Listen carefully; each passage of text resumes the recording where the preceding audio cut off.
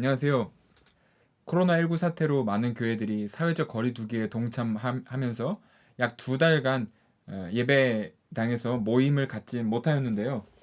그런데 그 기간 동안 부활주일이 껴있어서 많은 교회들이 어떻게 해야 할까 고민하고 또 기도하는 시간들을 가질 수밖에 없었습니다.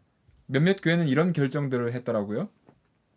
부활주일을 2주 미뤄서 4월 26일에 지키겠다. 제가 이렇게 카메라를 켜둔 이유는 이러한 결정을 알리는 어떤 공지에서 시작되었습니다. 그 교회에서 부활주일을 26일로 연기하는데 그 근거로 뭐 다른 교회들도 이렇게 한다, 땡땡 교회도 이렇게 한다 라는 코멘트를 달았더라고요. 저는 그거 좀 아쉽다고 느꼈습니다. 뭐 부활주일은 뭐 교회 사정에 따라서 옮길 수 있을지 모르겠지만 다른 교회들도 한다 하는 식은 좀 곤란하지 않은가 하는 생각이 들었습니다. 먼저 부활주일을 연기한 그 마음은 너무나도 이해가 돼요. 부활주일이 1년 중 절기에서 가장 큰 날인데 뭐 이제 칸타타도 하고 찬양대회도 하고 뭐 계란도 나눠주고 연합예배도 드리고 나가서 봉사도 하고 좋은 일도 하고 막 기뻐하고 그 사랑을 나누고 그렇게 시끌벅적하게 부활을 축하하면서 보내야 되는데 모니터 앞에 앉아서 예수님 부활하셨네요.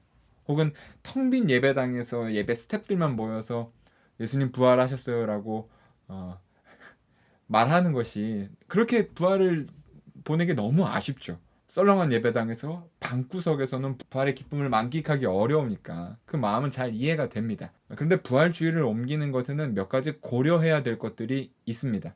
그 전에 앞서서 부활주일은 언제 지켜야 되느냐 가벼운 상식 말씀드리면 딱 3가지만 기억하시면 돼요. 하나, 봄. 둘, 둘, 보름달. 셋, 일요일. 그러니까 봄이 되고 나서 첫 번째 보름달이 뜬 이후에 오는 첫 일요일이 바로 부활주일입니다. 네, 그냥 검색하시면 뭐 2030년, 40년까지 부활주일 다 나와요. 사실 절기라는 게 특정 사건이 일어난 날을 정확히 기억해서 그날 지키는 것이 아니라 그 의미를 기억하는 하나의 방식이기 때문에 어떠한 특정한 날짜를 고집해야 한다는 것은 근본적인 문제는 아닐 수도 있습니다. 그런데 교회력에 대해서 조금 진지하게 생각해 보는 교회라면 이게 좀 복잡해요. 왜냐면 부활주의를 중심으로 부활주일 전과 부활주일 이후에 교회력들이 짜여져 있거든요. 부활주의를 전후로 하는 교회력 잘 아시겠지만 먼저 사순절이 있습니다. 부활주일이 딱 정해지면 그 뒤로 주일을 뺀 나머지 40일들을 세서 사순절을 지킵니다. 그 사순절은 예수님의 고난과 희생을 깊이 묵상하는 그러한 절기입니다. 그리고 사순절의 마지막 주간, 성주간, 고난 주간이라고도 하는데요. 그 주간에는 예수님의 생의 마지막 행적들을 빼곡하게 기념하고 있는 주간이기 때문에 날마다 뭐가 있어요. 그러니까 부활주일을 옮기게 되면 부활주일만 옮기는 것이 아니라 사순절과 성주간, 고난주간도 같이 옮겨야 됩니다. 이번에 부활주일을 옮긴 교회들이 이것은 같이 고려를 했어요. 그래서 부활주일을 옮기면서 고난주간도 같이 옮겼더라고요. 그런데 문제는 뭐냐면 부활주일 이후에도 절기가 있다는 거예요. 먼저 부활주일 전 40일이 사순절이었던 것처럼 부활주일 이후에 40일도 있어요. 승천일이라고도 하는데요. 부활하신 예수님께서 제자들과 머무셨던 기간들을 기억하는 절기이고 그리고 하늘로 올라가신 것을 기억하는 절기입니다. 근데 승천일에서 끝나는 것이 아니죠. 더 큰 절기가 남아 있습니다. 성령 강림 주일입니다. 성령 강림절이죠. 성령 강림절은 오순절에 일어났는데요. 부활주일 이후로 50일 이후에 돌아오는 주일에 지킵니다. 부활주일만 미루게 되면 이 이야기가 어떻게 바뀌냐면 예수님의 고난 이야기는 늘어나고 예수님께서 부활하시고 제자들하고 어울리신 그 시간들은 짧아지는 거예요. 예수님 40일 동안 고난 받으셨으면 좀 그만해도 되지 않겠어요? 교회력은 하나의 이야기입니다.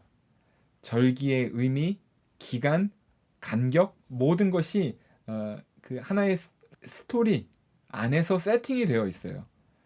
그래서 부활주의를 옮긴다는 것은 죽음, 부활, 승천, 성령 강림이라는 전체적인 조망 가운데서 이루어져야 한다는 것입니다. 그런데 제가 이번 부활주의를 옮긴 교회들의 결정에 대해서 정말로 아쉽게 생각하는 부분은 뭐 그런 교회력을 언제 지키냐 이런 문제가 아니고요. 다른 데 있습니다. 여러분들도 2014년 부활주의를 기억하실 것입니다. 네, 그 세월호의 참담함을 직면해야만 했었던 그 부활의 아침 말입니다. 예수님 부활하셨다고 기뻐할 수 없는 날이었어요. 밖에, 교회 바깥에 그렇게 죽음의 기운과 냄새가 진동하는데 어떻게 교회가 그런 세상은 나 몰라 한 채 주님 부활하셨다 하면서 기뻐할 수 있었겠습니까? 많은 교회들이 그 당시에 부활주일 행사도 취소하고 세상의 아픔에 공감하며 함께 기도하며 시간을 보냈던 것으로 저는 기억합니다. 그 부활주일에 일어난 세월호 사건은 진짜 부활의 의미가 무엇인가 하는 것을 직면하게 해 주었습니다. 그때 교회 상황이 이러하니, 사회 분위기가 이러하니 부활절 미뤘나요? 부활주일 연기했나요? 아닙니다. 오히려 과연 부활이 무엇인가를 아주 진지하게 물었습니다. 마찬가지라고 저는 생각을 합니다. 코로나19 사태로 전에 없었던 이 부활절을 우리가 맞이했습니다. 그때 부활이란 무엇인가를 다시금 묻는 시간을 우리가 가져야죠. 부활의 주님은 어디에서 만날 수 있는가? 부활의 주님은 교회가 아닌 어디에서 만날 수 있는가? 어떻게 우리는 부활을 경축해야 하는가? 우리 삶의 자리에서 부활을 어떻게 기뻐해야 하는가? 어떻게 우리가 부활을 살아가야 하는가? 새 시대의 부활절은 어떠해야 하는가? 하는가에 대해서 깊은 고민의 계기가 될 수 있었는데요. 부활절을 미뤄버리면 그냥 행사를 연기한 것이죠. 사실 다 함께 모여서 드리는 부활주일이 진짜 부활주일이라고 말하는 것 자체가 그간 교회가 온라인 예배를 드리면서 그 예배가 부활을 기뻐할 수 없는 진정한 예배가 아니었다라는 것을 간접적으로 말하고 있는 바입니다. 그리고 절기를 행사 달력쯤으로 여기는 인식도 그 가운데 함께 묻어 있다고 저는 생각합니다. 그리고 이러한 결정은 부활절 헌금 때문에 부활주의를 미룬 것이 아니냐 하는 비난으로부터 자유로울 수가 없습니다.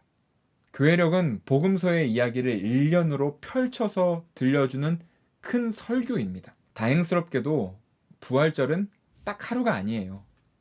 말씀드렸다시피 부활절은 7주간의 기간을 갖습니다. 하루만 기념할 것이 아니라는 것입니다. 복음서의 이야기를 보면 제자들 모두가 동시에 예수님의 부활의 순간에 목격하지 않았습니다.